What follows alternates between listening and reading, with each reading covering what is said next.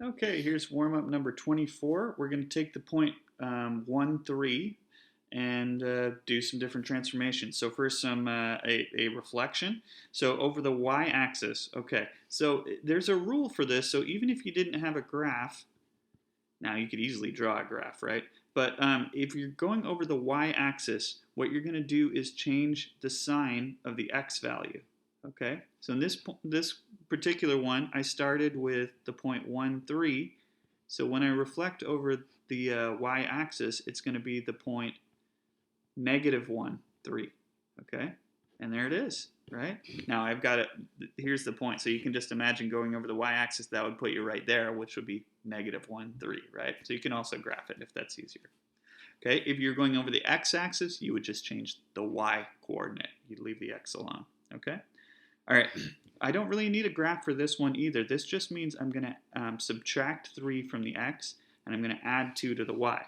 So since I started with 1, 3, p prime, after this translation, I'm going to subtract 3 from the x, and my y is 3. I'm going to add 2 to the y. And so p prime, when I do the arithmetic there, I'm going to get -2, +5. And there is my point after that translation. Okay? Rotations. So there are a number of ways to do rotations, but I think the easiest way is by actually turning your paper. Okay? So first off, you have to know which way to go. So sometimes it might say clockwise or counterclockwise in the problem, but if it just says do a rotation, we're going to go that way always, which is counterclockwise. Okay? All right. So what I'm thinking here, I'm going 90 degrees, so this point P is going to rotate around somewhere that way. Okay? All right. So since it's 90 degrees, I'm going to actually take my whole paper and turn it to the left. So I'm going to turn it that way. Okay? So I'm going to do a 90-degree turn. And then I'm going to look where this point is in relation to the origin. So I'm going to pretend this is, I know that this is labeled x, but I'm going to pretend this is my y-axis and this is my x. So from the origin, I'm thinking, okay, how far left or right do I go? I'd go left 3 and then up 1 from the origin, okay? So I'm just going to make myself a little note because I tend to forget these things. Left 1, up 3, okay? So let's flip the paper back its original way. And if I go left 1, I'm just kidding. I messed that up. Sorry, I meant left 3, up 1. Yikes. Okay, left 3, up 1. Sorry, I'm talking and doing it at the same time. It's harder. Okay, so I'm going left 3, up 1 from the origin. So if I try that left 3, up 1, that puts me right there. Okay, so this is the point -3, 1. And there it is and it ended up in this quadrant, which is where I thought it would be, okay? Now, 270 degrees, remember that this is just 3 times 90 degrees. So it's going to be 3 90-degree turns, okay? So what I'm thinking, I'm going that direction. It's going to go 1, 2, 3, should end up somewhere down in this quadrant, okay? So let's try it out. Let's actually turn the paper. I'm going to turn, that's 90 degrees, 1 turn. 2 turns would put me at 180. Now it's upside down. 3 turns is going to put me at 270. Okay, so I'm looking at this graph, and I'm thinking, where is that point? I'd have to go 3 right, 1 down. Okay, so I'll make myself a little note here so I don't forget. 3 right, 1 down. So that should be the coordinates of P after a 270-degree rotation. So let's go put it right way up again and try it. So 3, -1. 3, -1. Hey, that was in the quadrant where I predicted it would be, but now I can see exactly where it goes. Okay, and our book only asks for rotations for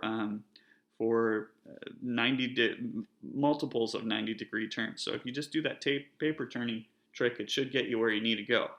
Alternatively, you could use like a protractor and draw the 90-degree angle and then measure how far it is from the origin and do that kind of thing. But this is a much quicker method for those types. Okay. All right. Lines of symmetry. So I'm thinking, how could I fold this in half and have it fold in half perfectly? Okay.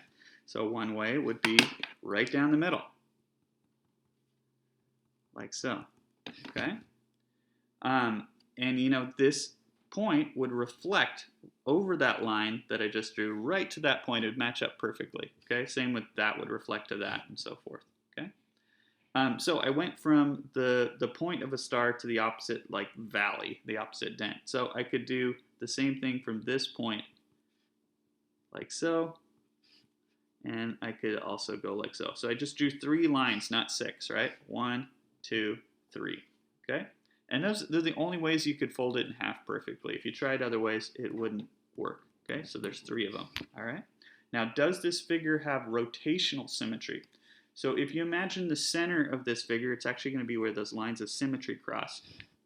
And I'm wondering, can I turn this, can I rotate this and have it look the same? Now, the rotation would have to be less than 360 degrees, okay? Because you could take anything and rotate it 360 degrees and it's going to look the same. Like this paper with all the, not as a rectangle, but with all the writing on it. If I rotate it at 360 degrees, well, now it maps onto itself. It looks the same, right? So that doesn't count. But if you can do one less than 360, then it has rotational symmetry, okay? So with figures like this, the way I like to think about it is I imagine one of the points and how far would I have to rotate it so that point would end up where the next point is, okay? So it's this far, but I got to figure out how far that is. So the way I like to do this is think, well, how many turns would it take me like that to get all the way back around? So I'd have 1, 2, 3 turns like that, then it'd be all the way around. So hey, this is a third of the way around the circle, okay? So my answer here is going to be yes, okay? And if I go a third of the way around the circle, well, the whole circle is 360 degrees, so if I divide that by 3, I'm going to get 120 degrees, okay? Now, it's true that if you did 2 turns, it would also look the same, which would be 240 degrees. For me, though, you only have to do the smallest angle of rotation, because you can rotate at 120, you could do 240 or 360, any multiple of 120. So, yeah, technically 240 works, but I would just be looking for the smallest angle. So what I mean by that, if you rotate it around this point that far, now the star looks the same, right? With a point pointing straight up, okay? And that turn, this angle right here is 120 degrees because it's a third of the whole circle, okay? And that's it for today.